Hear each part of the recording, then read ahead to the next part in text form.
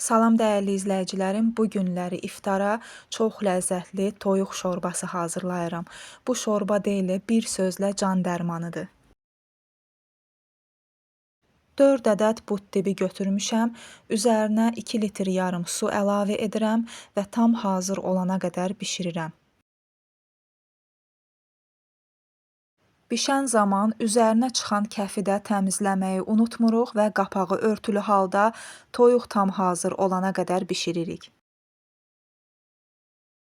Artıq hazırdır, but dibiləri bulyondan götürüb tam soyuduruq, çünki ətini sümüyündən ayıracağıq, yəni şorbaya daha sonra əlavə olunacaq didilmiş formada, onu videonun gedişatında görəcəksiniz.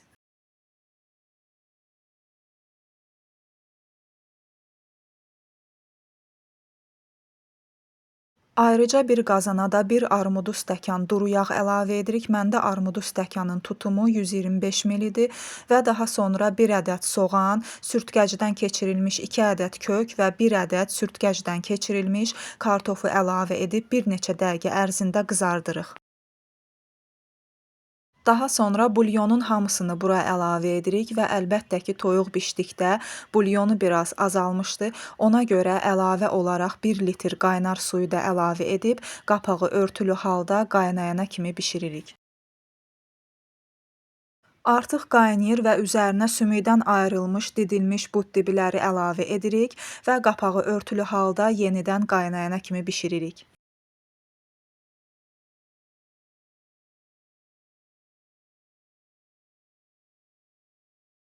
Və daha sonra üzərinə 100 qram, yəni bir armudu stəkan vermişil əlavə edirik və yenidən qaynamasını gözləyirik. Ayrıca bir qabda şorbamız üçün yumurtalı qarışım hazırlayaq. 1 ədəd yumurta sarısına 200 ml, yəni 1 stəkan qatıq əlavə edirik, 2 xörək qaşığı un və yarım stəkan, yəni 100 ml qaynar su əlavə edib qarışdırırıq.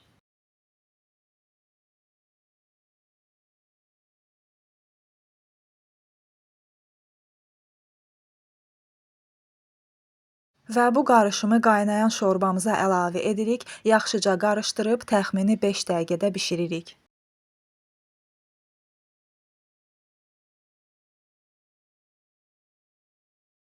2 diş sarımsağı da sürtkəcin xırda gözündən keçirdərək şorbamıza əlavə edirik.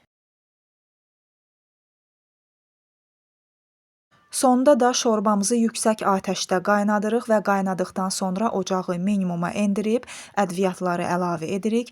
1 xörək qaşığı duz, 1 çay qaşığı acı qırmızı bibər və yarım çay qaşığı qara istiot əlavə etdim. Əlbəttə ki, ədviyyatları ağız dadınıza uyğun tənzimləyə bilərsiniz.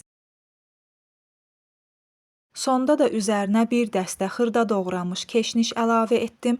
Cəfəri də əlavə eləyə bilərsiniz və göyərtini əlavə etdikdən sonra bir neçə dəqiqədə bişirib ocaqdan götürdüm. Nəticədə çox gözəl, çox ləzzətli bir şorba alındı. Yanında limonla servis etdim. Mütləq siz də hazırlayın. İnanıram ki, çox bəyənəcəksiniz. İzlədiyiniz üçün təşəkkür edirəm dostlar. Videomu like edib kanalıma abunə olmağı unutmayın ki, yeni çıxan reseptlərimdən anında xəbərdar olasınız. Hələlik.